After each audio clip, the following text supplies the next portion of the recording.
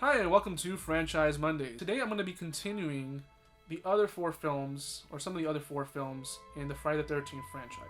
So we last left off with Friday the 13th Part 4, the final chapter. Part 4, at the time, I guess, was going to be considered the final film in the entry of the franchise, but guess what? It ended up making more money. So how do you continue? I mean, should you stop? No, let's be greedy and continue the franchise with another one. And this time around is Friday the 13th Part 5, A New Beginning.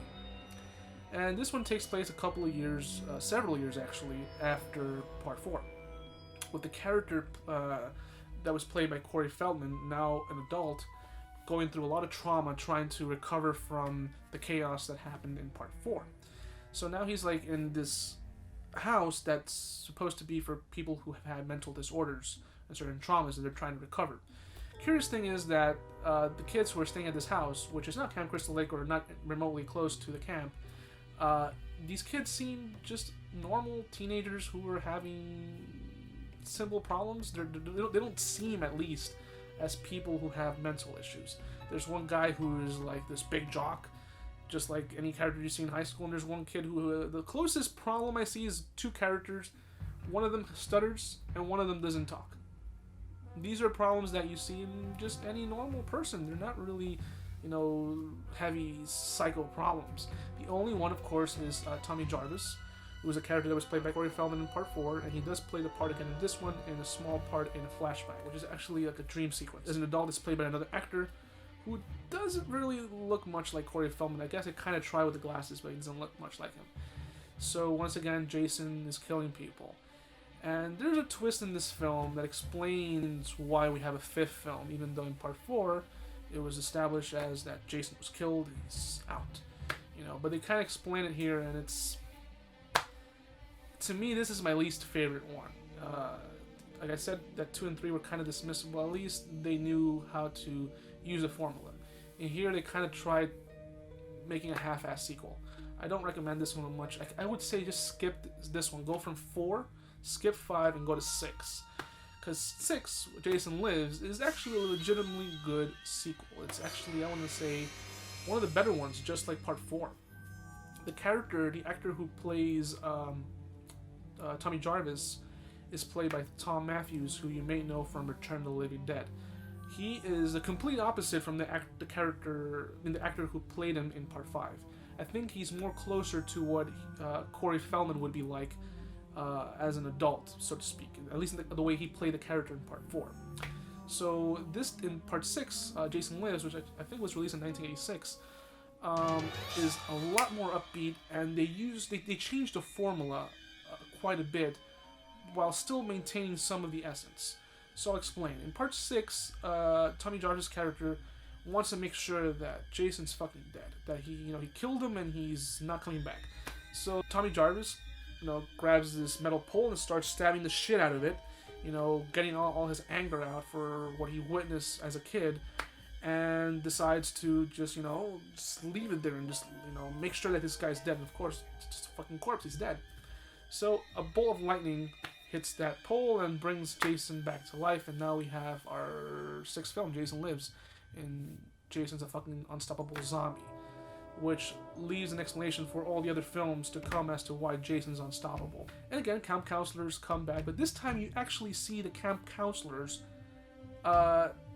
attending to kids. In all the other films, it's either camp counselors just messing around while they're repairing the camp, or just kids, being in the barn or shit, but you actually see camp counselors working for the first time in any of the Friday the 13th films.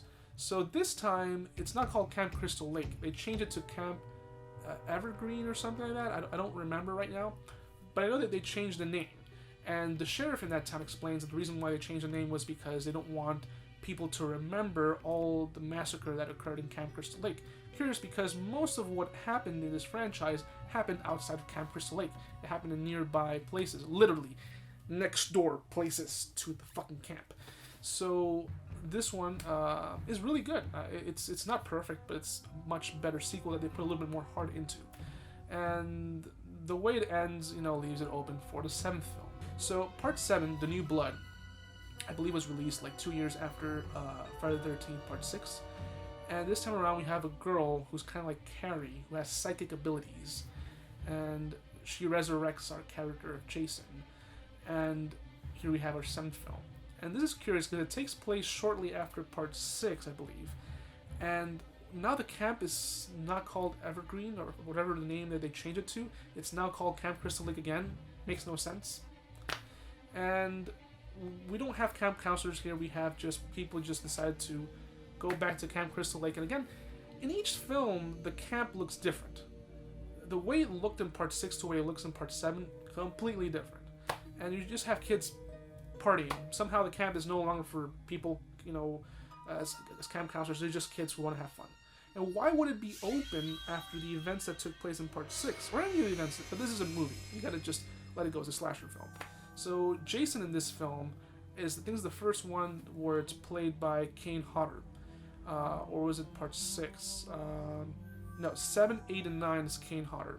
So Kane Hodder is in this film, and he really gives the essence to how Jason walks as a menace in this film. You really can tell that this is how the way Jason's supposed to look. The whole little thing of the psychic girl battling Jason, it's kind of a neat thing, but it's nothing special. I remember when I was a teenager, when I first watched it, I thought it was pretty cool, and by today's standards, I'm like, it's an okay film. So I'm gonna add 2 more to this, and we'll end the review. We have Part 8, Jason Takes Manhattan. Now we're getting into like really piece of shit film. This film is called Jason Takes Manhattan, but without ruining much, most of it takes place again in small portion takes place in actual Crystal Lake. Most of it takes place in the boat trip going to Manhattan. And it just so happens that Jason gets on this boat and starts killing people. That's the plot. Only, I want to say, 15 minutes of the film takes place in New York.